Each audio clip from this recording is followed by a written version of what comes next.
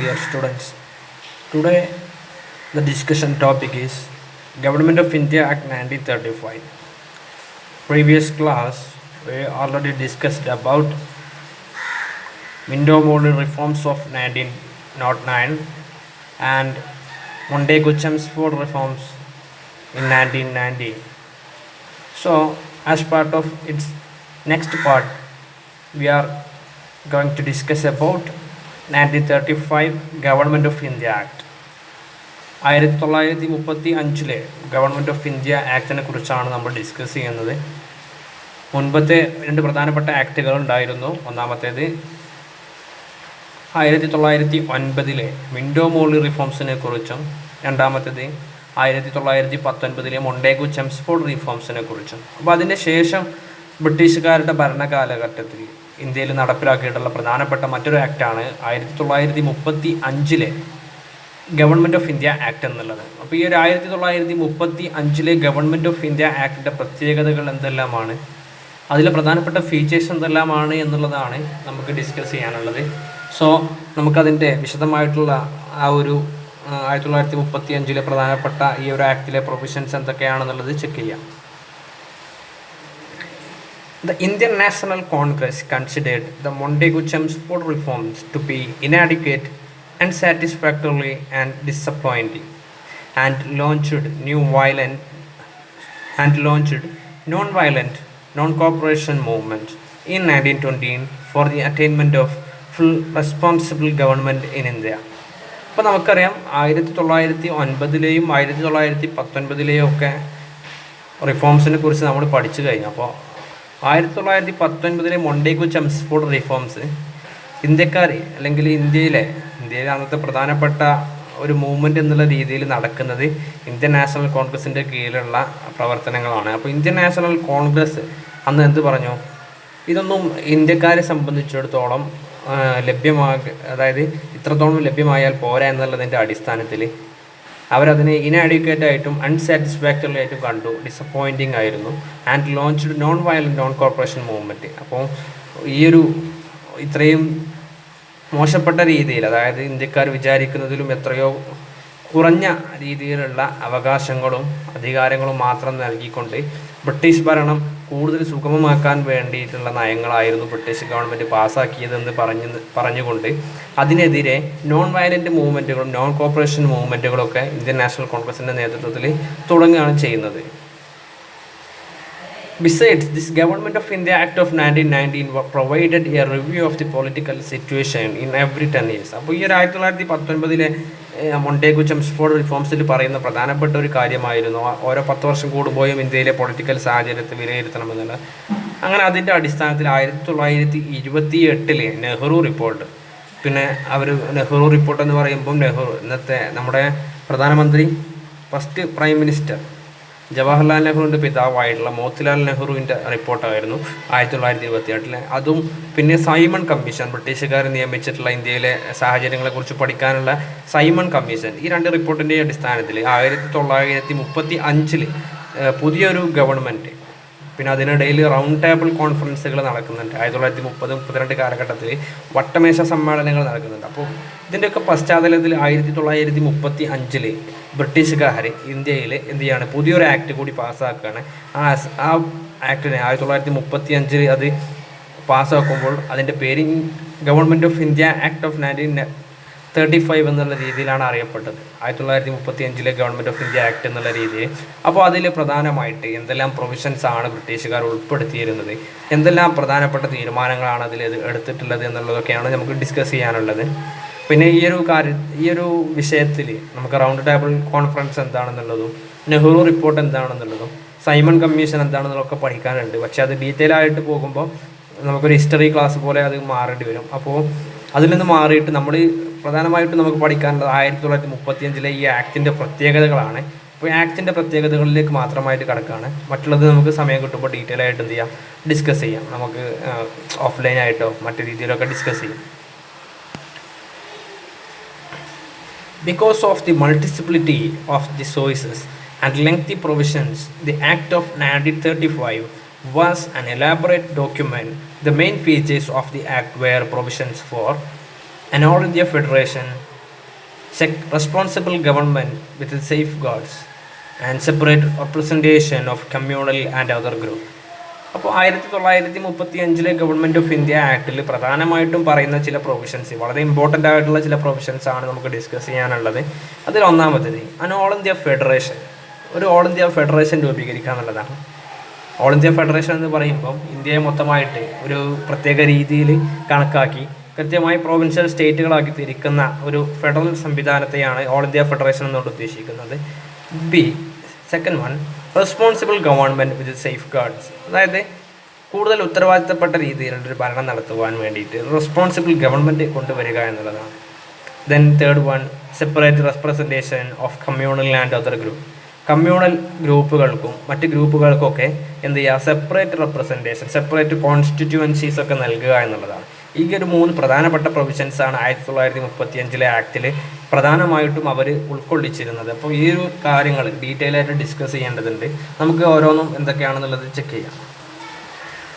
അപ്പോൾ പ്രധാനപ്പെട്ട പ്രൊവിഷൻസ് ആയിട്ട് വരുന്നത്, the act provided for the establishment of an all India federation comprising British Indian provinces and Indian states in case of the Indian state accession to the federations was voluntary. അതിൽ പ്രധാനമായിട്ട് പറയുന്നത്, the act provided for the establishment of an all India federation, ഈ ഒരു act all India federation രൂപീകരിക്കുന്നതിൽ അല്ലെങ്കിൽ പുതിയ ഒരു establishment of all India federation എന്ത് ചെയ്തു, കാരണമായി എന്നുള്ളതാണ്. കംപ്രൈസിങ് ബ്രിട്ടീഷ് ഇന്ത്യൻ പ്രോവിൻസസും പിന്നെ മറ്റ് നാട്ടുരാജ്യങ്ങളോ ഒക്കെ കൂടിച്ചേർന്നിട്ട് ബ്രിട്ടീഷ് ഭരണത്തിന് കീഴിലുള്ള പ്രോവിൻസസൊക്കെ കൂട്ടിച്ചേർത്തുകൊണ്ട് വോളണ്ടറി ആയിട്ട് ഇതിലേക്ക് ചേരാൻ താല്പര്യമുള്ളവരെയൊക്കെ ഉൾപ്പെടുത്തിക്കൊണ്ട് ഒരു കൃത്യമായിട്ടുള്ള ഒരു ഫെഡറേഷൻ സ്ഥാപിക്കുക എന്നുള്ളതായിരുന്നു പ്രധാനപ്പെട്ട ഈ ഒരു പ്രൊവിഷനിൽ പറയുന്നത്. Then second one, responsible government എന്ന രീതിയിൽ പറയുമ്പോൾ the second important feature of the act of 1935 was the provision for a responsible government with safeguards. This provision can be examined under 2 heads, the federal structure and the provinces. അപ്പോൾ 2 രീതിയിലുള്ള responsible government എന്ന് പറയുമ്പോൾ government കൂടുതൽ ഉത്തരവാദിത്തമുള്ള രീതിയിലുള്ള ഒരു government സ്ഥാപിക്കുക എന്നുള്ളതായിരുന്നു. അതിൽ പറയുന്നത് responsible government with safe guard this provision can be examined at, അതായത് 2 രീതിയിലുള്ള ഫെഡറൽ സ്ട്രക്ചറോട് കൂടിയിട്ടുള്ള, അതായത് ഇന്ത്യയിലെ ബ്രിട്ടീഷ് ഇന്ത്യൻ പ്രദേശങ്ങളെയും മറ്റ് നാട്ടുരാജ്യങ്ങളെയൊക്കെ ഉൾക്കൊള്ളുന്ന രീതിയിലുള്ള എല്ലാവർക്കും ഉൾക്കൊള്ളിച്ചു കൊണ്ടുള്ള ഒരു രീതിയിൽ റെസ്പോൺസിബിൾ ഗവൺമെൻറ് സ്ഥാപിക്കുക എന്നുള്ളതായിരുന്നു 2ാമത്തെ പ്രധാനപ്പെട്ട പ്രൊവിഷൻസ്. അതിൽ പ്രൊവിഷണൽ എക്സിക്യൂട്ടീവിൽ വരുന്ന കാര്യങ്ങൾ as in case of central government, അതായത് 2 രീതിയിലുള്ള, നമ്മൾ ഫെഡറൽ സിസ്റ്റം എന്ന് പറയുമ്പോൾ 2 രീതിയിലുള്ള ഗവൺമെൻറ്റിലുള്ള സിസ്റ്റമാണ്. അതായത് സംസ്ഥാനങ്ങളിൽ മറ്റൊരു ഗവൺമെൻറ്റും സെൻട്രൽ ഗവൺമെൻറ്റും അതായത് ഒരു രാജ്യത്തെ മൊത്തമായിട്ട് ഉൾക്കൊള്ളുന്ന രീതിയിൽ സെൻട്രൽ ഗവൺമെൻറ്റും ഓരോ പ്രൊവിൻസസിനും പ്രത്യേക ഗവൺമെൻറ്റുകളും, അങ്ങനെയുള്ളതിനാണ് നമ്മൾ ഫെഡറേഷൻ എന്നുകൊണ്ട് ഉദ്ദേശിക്കുന്നത്. അതായത് ഫെഡറൽ രാജ്യങ്ങളെന്ന് പറയുന്നതൊക്കെ ആ രീതിയിലാണ്. അപ്പോൾ as in the case of central government, ഇനി സെൻട്രൽ ഗവൺമെൻറ്റിൻ്റെ കാര്യത്തിൽ the executive authority of the provinces was vested in the governor, അതായത് ഗവർണറുടെ കീഴിലുള്ള ഭരണം. The administration of provinces was carried out by the governor by council of ministers വഴി എന്ത് ചെയ്തു, ഗവർണർ ഈ ഒരു അഡ്മിനിസ്ട്രേഷനെ, പ്രൊവിൻസസുകളിലുള്ള അഡ്മിനിസ്ട്രേഷനെയും ഗവർണർ എന്ത് ചെയ്തു, നിയന്ത്രിച്ചു. Responsible to the provincial legislature but the governor The Governor General was not only a constitutional authority but a special responsibilities regarding certain other subjects, specified subject. അപ്പോൾ ഗവർണർക്ക് എന്ത് ചെയ്തിട്ടുണ്ടായിരുന്നു, കൃത്യമായിട്ടുള്ള ഗവർണർ ജനറൽ എന്ന് പറയുന്നത് was not only a constitutional authority but had special responsibilities regarding certain specified subject. അപ്പോൾ governor ജനറൽമാർക്ക് കൂടുതൽ അധികാരം കിട്ടുന്ന രീതിയിലുള്ള ആ ഒരു രീതിയിലുള്ള ഒരു എക്സിക്യൂട്ടീവ് സംവിധാനമായിരുന്നു ഉണ്ടായിരുന്നത്. പ്രൊവിൻഷ്യൽ ലെജിസ്ലേച്ചറിൽ the act provided for a bicameral legislature in 6 provinces. 6 പ്രോവിൻസസുകളിൽ bicameral legislature സ്ഥാപിച്ചു എന്നുള്ളതാണ് പ്രധാനപ്പെട്ടത്. ബൈക്യാമറൽ ലെജിസ്ലേച്ചർ എന്നുകൊണ്ട് ഉദ്ദേശിക്കുന്നത് 2 സഭകളുള്ള നിയമ നിർമ്മാണ വ്യവസ്ഥിതി, 2 സഭകളുള്ള നിയമനിർമ്മാണ സഭകൾ, അതായത് മദ്രാസ്, ബോംബെ, ബംഗാൾ, യുണൈറ്റഡ് പ്രോവിൻസസ്, ബീഹാർ, ആസാം എന്നിവിടങ്ങളിൽ എന്ത് ചെയ്തു, which was to consist of 2 houses അതായത് നിയമനിർമ്മാണത്തിന് 2 സഭകൾ എന്നുള്ള രീതിയിലുള്ള ഒരു സംവിധാനം നടപ്പിലാക്കി. ബൈക്യാമറൽ ലെജിസ്ലേച്ചർ നടപ്പിലാക്കി. അതിലൊന്നാമത്തേത് പ്രൊവിൻഷ്യൽ ലെജിസ്ലേറ്റീവ് കൗൺസിലും രണ്ടാമത്തെ സഭക്കുള്ള പേര് പ്രൊവിൻഷ്യൽ ലെജിസ്ലേറ്റീവ് അസംബ്ലി. ഇങ്ങനെ 2 പേരിൽ 2 സഭകൾ നിയമനിർമ്മാണത്തിന് വേണ്ടിയിട്ട് 6 പ്രോവിൻസസുകളിൽ സ്ഥാപിക്കപ്പെട്ടു. In the provincial legislative council, a few seats were filled by the governor through nomination. അങ്ങനെ അതിലേക്ക് എന്ത് ചെയ്തു, കുറച്ച് സീറ്റുകൾ ഗവർണർക്ക് എന്ത് ചെയ്താൽ പറ്റും, നോമിനേഷനിലൂടെ ഫില്ല് ചെയ്യാൻ പറ്റുന്ന രീതിയിലാണത് ചെയ്തിട്ടുണ്ടായിരുന്നത്. The members of the provincial legislative assembly were elected directly by the people. അപ്പോൾ അതിലേക്ക് ജനങ്ങൾ നേരിട്ട് വോട്ടെടുപ്പ് നടത്തിയിട്ട് ജനങ്ങളിൽ നിന്ന് നേരിട്ട് പ്രതിനിധികളെ ഉണ്ടാക്കിയെടുക്കുന്ന രീതിയായിരുന്നു സ്വീകരിച്ചിരുന്നത്.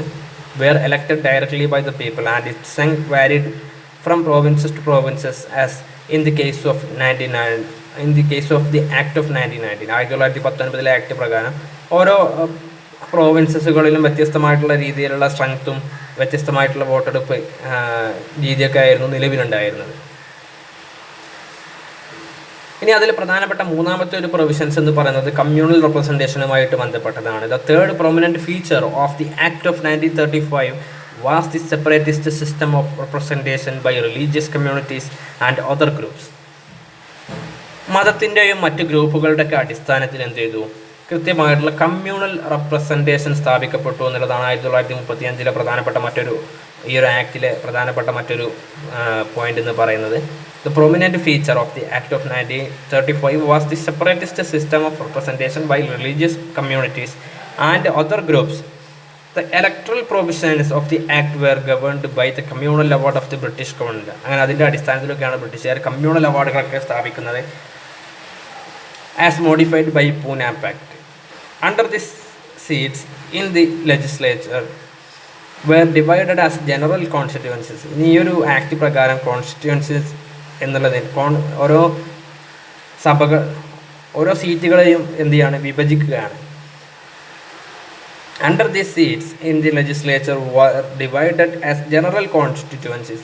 സീറ്റുകളെ ജനറൽ കോൺസ്റ്റിറ്റ്യുവൻസീസ് ആയിട്ടും മുസ്ലിം കോൺസ്റ്റിറ്റ്യുവൻസീസ് ആയിട്ടും യൂറോപ്യൻ കോൺസ്റ്റിറ്റ്യുവൻസീസ് ആയിട്ടും ആംഗ്ലോ ഇന്ത്യൻ കോൺസ്റ്റിറ്റ്യൂസ് ആയിട്ടും പിന്നീട് സിഖ് കമ്മ്യൂണിറ്റീസിന് സ്പെഷ്യൽ കോൺസ്റ്റിറ്റ്യുവൻസീസ് നൽകിക്കൊണ്ട് എന്ത് ചെയ്യാണ്, അതിനെ വ്യത്യസ്തമായ രീതിയിൽ വിഭജിക്കുകയാണ് ചെയ്യുന്നത്. അപ്പോൾ അതിൽ പ്രധാനമായിട്ടും വരുന്നത് ഈ ഒരു കോൺസ്റ്റിറ്റ്യുവൻസീസിൻ്റെ വിഭജനം, അതായത് കമ്മ്യൂണൽ അടിസ്ഥാനത്തിൽ മതപരമായിട്ടും മറ്റ് ഗ്രൂപ്പുകളുടെയൊക്കെ അടിസ്ഥാനത്തിൽ ഇത്തരം കോൺസ്റ്റിറ്റ്യുവൻസീസ് മണ്ഡലങ്ങൾ റിസർവ് ചെയ്യുന്നതിൽ ഒരുപാട് വിമർശനങ്ങൾ ഉയർന്നു വന്നിരുന്നു.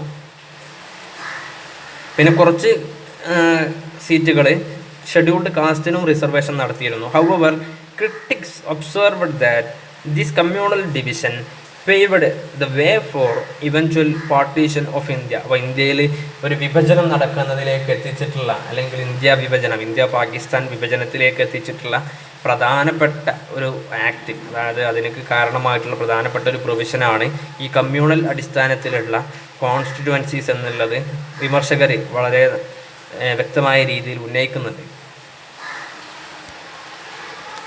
പിന്നെ മറ്റൊരു പ്രധാനപ്പെട്ട ഒരു ഗവൺമെൻറ് സിസ്റ്റം എന്ന് പറയുമ്പം അതിൻ്റെ നീതിന്യായ വ്യവസ്ഥയുമായി ബന്ധപ്പെട്ടതാണ്. The act of 1935 1935 Indian government of India act provided four A federal court. ഒരു ഫെഡറൽ കോർട്ട് സ്ഥാപിക്കപ്പെടുന്നതിലേക്ക് എത്തിച്ചു. വിത്ത് ഒറിജിനൽ ആൻഡ് അപ്പലേറ്റ് പവേഴ്സ്, അതായത് കൃത്യമായി കാര്യങ്ങൾ തീരുമാനിക്കാനുള്ള ഒറിജിനൽ ജൂറിസ്ഡിക്ഷനും താഴ്ന്ന കോടതികളിൽ നിന്ന് അപ്പീൽ പോയിട്ട് അങ്ങനെ ഉയർന്ന കോടതിയിലേക്ക് എത്തുമ്പോൾ അതിൽ തീരുമാനമെടുക്കാനുള്ള അപ്പലേറ്റ് ജൂറിസ്ഡിക്ഷനൊക്കെ ഉൾപ്പെടുത്തിക്കൊണ്ട് ഒരു ഫെഡറൽ കോർട്ട് സ്ഥാപിക്കപ്പെട്ടു. ടു ഇൻ്റർപ്രറ്റ് ദ കോൺസ്റ്റിറ്റ്യൂഷൻ, അപ്പോൾ ഭരണഘടനയൊക്കെ കൃത്യമായി വിലയിരുത്തിയിരുന്നത്, ഇൻ്റർപ്രിട്ടേഷൻ നടത്തിയിരുന്നത് അവരായിരുന്നു. However the last word remained with the privy council in London. എന്നിരുന്നാൽ പോലും അതിൻ്റെ അവസാന വാക്കായിട്ട് നിലകൊണ്ടിരുന്നത് ബ്രിട്ടീഷുകാരുടെ പ്രിവി കൗൺസിൽ, അതായത് ലണ്ടനിലുള്ള പ്രിവി കൗൺസിലിൻ്റെ തീരുമാനങ്ങളായിരുന്നു അന്തിമ വാക്ക് എന്നുള്ള ഒരു രീതിയിൽ പ്രവർത്തിച്ചിരുന്നത്. അപ്പോൾ നമ്മൾ ഡിസ്കസ് ചെയ്തിട്ടുള്ളത് പ്രധാനമായിട്ടും 1935 ഗവൺമെൻറ് ഓഫ് ഇന്ത്യ ആക്ടിൻ്റെ പ്രൊവിഷൻസിനെ കുറിച്ചാണ്.